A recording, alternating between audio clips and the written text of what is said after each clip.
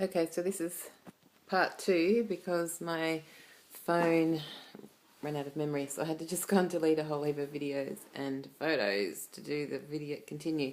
So I'm not going to repeat what I've already said because I can't be bothered. So this is part two. So what happened? I decided to go to Melbourne that Friday afternoon just in case I needed to, because they were concerned I was going to get dehydrated because I wasn't able to get liquids down much. And so I went down to Melbourne and stayed with a friend just in case I needed to go quickly to hospital because I couldn't go to the hospital up here and it's about an hour and a half to 2 hours away. So I just decided to drive down there while I was still okay and just see what happened. So I stayed with a friend and I had just started seeing my boyfriend now. We've been together for about 4 months, but we'd only been seeing each other for about a month at that stage, I think. So the next day I went to his place to catch up with him and I called my surgeon in the morning to see, just to say that I wasn't any better, and he said, "Oh, I'm going to get you into hospital today." So then I had to wait. So we went out and just kind of did stuff, and I had to wait for a phone call. So then I received a phone call at like lunchtime that day saying that I had to go straight in. So I had to go and get all my stuff from my friend's place, and Dave took me to the hospital. It's like our fourth date or something. Although we've been talking all the time. Anyway, it's like fourth date. Taking me to the hospital. Thank you. He was my next of kin. It was hilarious. Anyway, so I was admitted into hospital. I didn't have to go through emergency or anything, and basically he fast tracked me. He's like just pulled some strings and got me in, and I didn't have to wait, and I got a bed straight away. And so I had to wait. I was nil by mouth, so I couldn't eat anything because any minute they could take me down to surgery. So I wasn't allowed to eat or drink anything. And they put me on a drip straight away.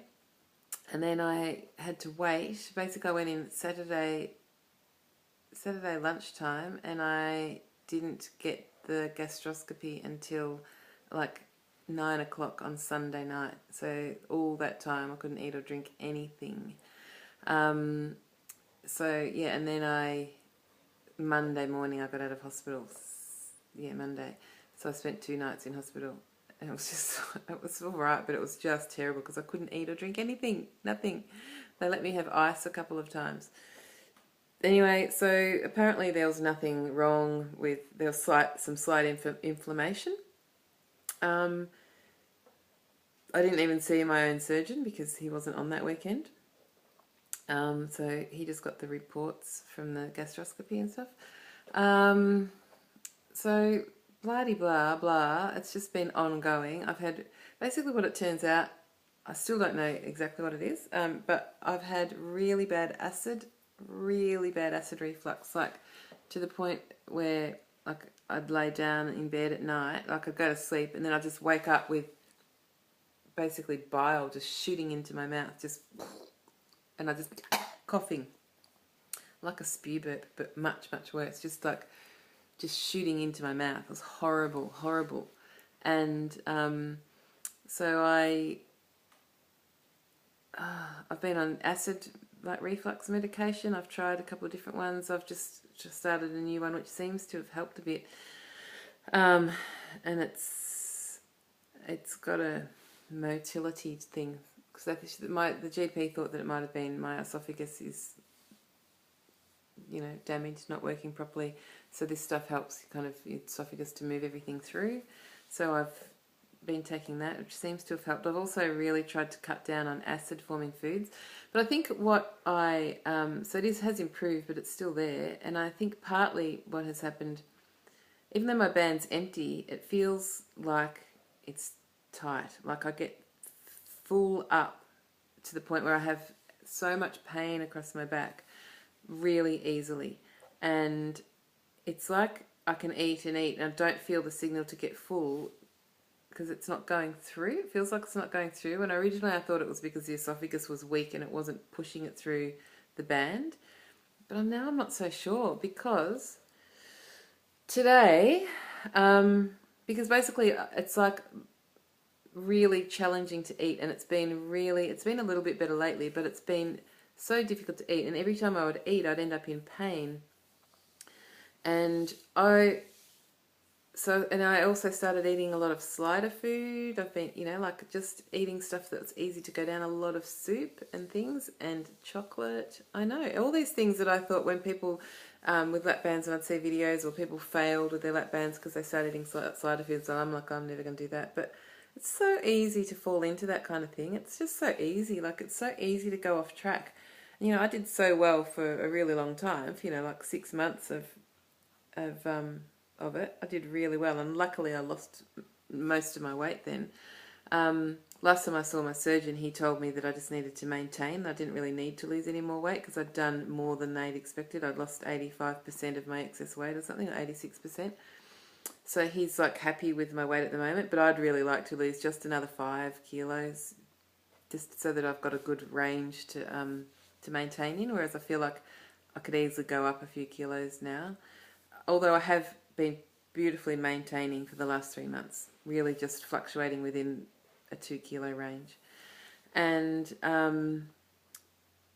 yeah, so anyway, I'm in pain right now, and I finished eating half an hour ago. So it's like I'll eat and it'll go down, and then half an hour later I'll be in pain. It's just really strange. It's just like it's not going through. So anyway, today I had to go and have another barium swallow because I have an appointment with my surgeon on Monday. Last time I saw him was about 7 weeks ago, I think. So I had a barium swallow today, and the radiographer, I guess he is, he showed it to me, and he said it looks like, from his perspective, it looks like the band is down lower than it normally would be, and it looks like the pouch is bigger than it normally would be, and the barium was going through really slowly, more slowly than it should, considering there's nothing in the band. It's empty. So that's interesting. That's really interesting, because I don't know, maybe the band slipped. But he did also say that, he said your surgeon might look at this and just go, oh no, that's where I placed it. He'll look at his notes and he'll go, no, I placed it there because of whatever reason, and it might be fine. But I mean, my feeling is that it's not fine, because it feels different to when I first had the band and there was no problem. It just feels like it's too hard to eat, like it's harder than it should be. I don't remember it being like this in the early days. But then again, in the early days, I was really much more conscious and strict with what I was eating, whereas now I feel like I might be, I might have been trying to eat too quickly. Like I do blame myself for part of it. I think from not being able to eat properly for such a long time and having all these issues, I've gotten into some strange habits of eating.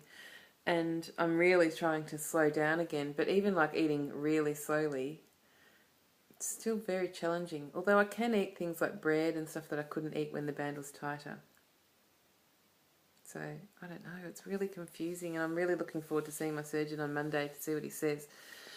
Because, man, I am pretty over it. It's been very, very challenging. But other than that, so altogether I've lost about 47 kilograms.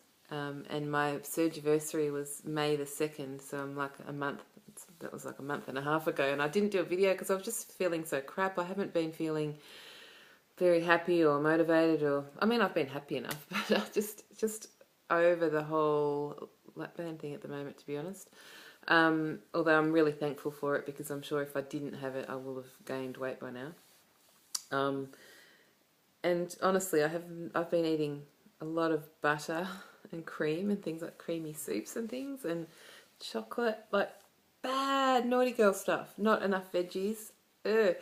I had my 12-month, all my blood tests done, and I was low in iron, so I have to take iron supplements, and that's because I just hadn't been able to eat much meat because it was too hard to eat.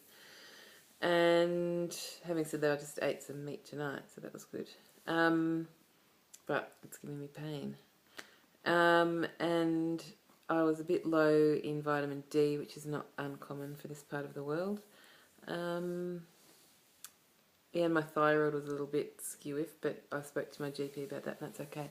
So I'm going to end this here, and I'm going to make another video after I've seen the surgeon on Monday, just to let you know how I'm going. But anyway, I haven't had much time to watch a lot of videos, but occasionally I'll get on and watch some of you. And it's been a long journey. We've all been in this together for quite a long time now, and everyone's gone through their little rough patches and had their things, go wrong, and it's not easy, but I think it's worth it because we've all, we've got our lives back. I'm so happy, I feel so good and normal in my clothes, and I haven't been exercising as much because it's winter and it's really hard to do when you leave home in the dark and get home in the dark.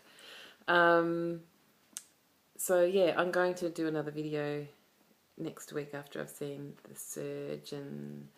Okay, bye.